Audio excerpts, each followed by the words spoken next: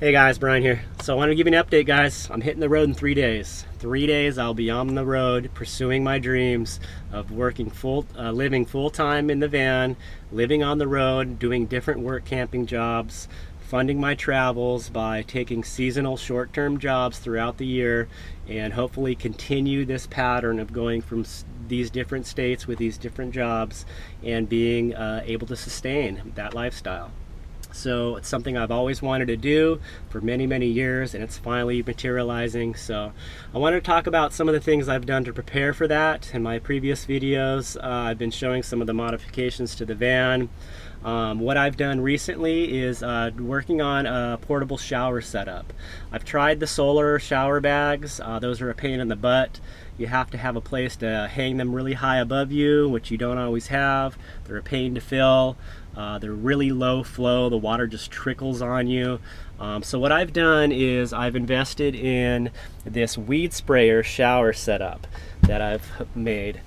Basically, you take a sink sprayer nozzle, which is this right here, and this has a nice flow to it. As you can see there, I'm using my little collapsible dish pan.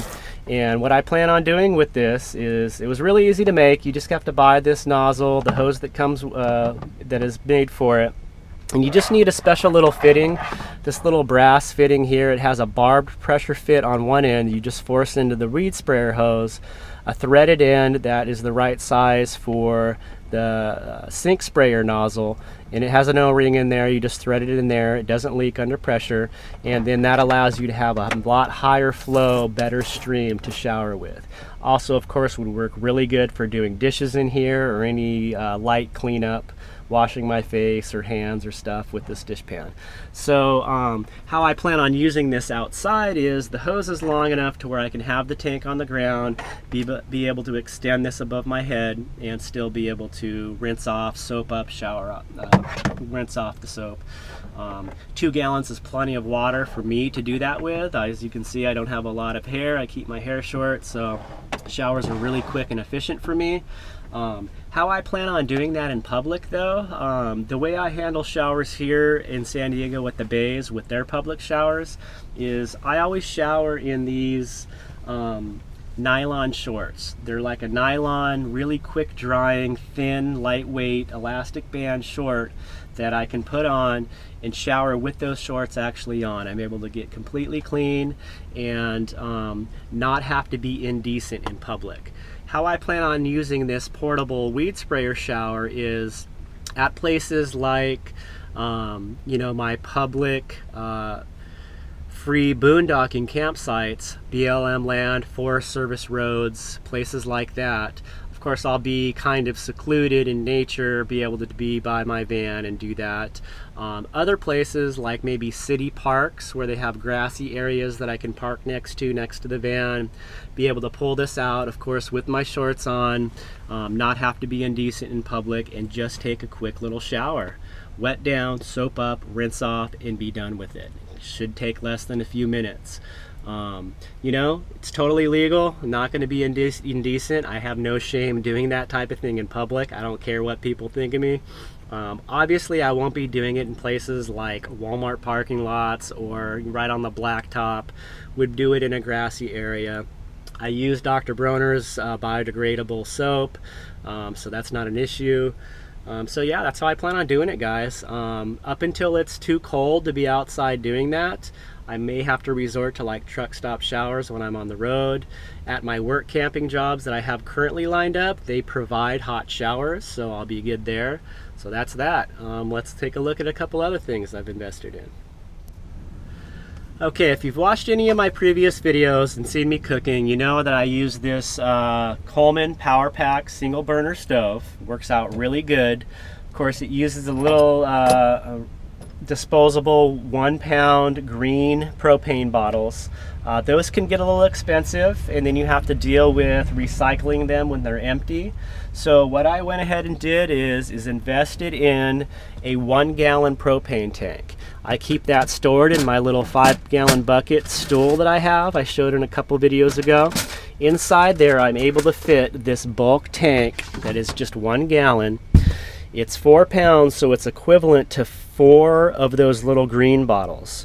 So for the price of 1 of those green bottles, I can fill this whole thing up, which provides me enough propane, which is equivalent to 4 of those. So it's very cost efficient. It should pay for itself very quickly. To use this with your portable propane devices, you need the bulk hose, high pressure hose adapter. It has the fitting to screw straight into the tank, and then on the other end it has the fitting to screw into your portable stove, gas grill, Mr. Buddy heater. It will work with all those. That screws right into there. So I'll be able to have a lot more fuel for cheaper, it'll last longer, and I'll be able to refill it for much less. I will be using that bulk tank with my stove as well as my Mr. Buddy heater. When you use it with the heater, you do need the filter that's made for Mr. Buddy heaters, which I have. Screw in the filter, and then you're able to screw in the hose into the heater. These Mr. Buddy heaters are designed to be used indoors. It has a low oxygen sensor, to where there's low oxygen, it'll shut itself off, as well as I have an extra safeguard of using a carbon monoxide detector that I will have mounted right here above my bed. I will not be using this heater while I'm asleep. It's just for like when I get up in the morning before I go to bed, if it's really cold, or if I'm in here doing things. I will be able to stay warm while I'm on the road. While I'm at my work camping jobs, I have a shore power hookup on the van to where I'll be able to use an electric heater inside, because my work camping jobs are providing me not only with the campsite, but with free electricity hookups as well. So that's how I plan on handling that. Geez, let's see, a couple other things that I was, thinking about. Being on the road, I've been living in this van for almost 2 years here, static in my hometown, or semi-static, moving around from spot to spot. How am I gonna feel safe and secure sleeping in this van in spots that I've never been to? I don't know if it's really a safe part of town, a parking lot that may, you just don't know. So I did invest in this little $10 air horn. These are used for boats, for signaling. Some campers use them for scaring off bears. I bought it with the intention of, yes, when I'm boondocking in nature, if it's bear country, have it for bears. But also, if I'm ever, say, in a parking lot, urban environment where there's somebody tampering with the van while I'm sleeping with it, possibly trying to break in, maybe fiddling with the door to the point to where they actually open the door, I'll be able to stick this air horn right in their face and blast them with it. Not that it's going to hurt them, but the idea is that it will disorient and startle someone and hopefully scare them off, attract attention of other people. It's not something that I fear a lot, but I just kind of wanted to be prepared. I've read some other full-time RVers, van dwellers that have used this and needed to use it before, and it worked very well. It's so loud, if you blow it near someone's face or ears, it's extremely disorienting and stunning in a way. It's almost like a stun gun, and hopefully would make enough noise to attract any other passerbys or anyone in the area. So that's the idea behind that. Not something that I think is totally vital, but I thought, what the heck, let's just have it in the van.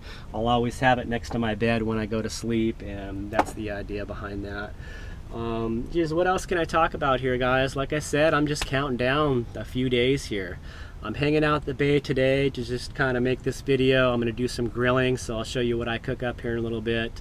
But overall, guys, I'm excited to be on the road soon, sharing this whole adventure with everyone. And yeah, we'll keep you posted.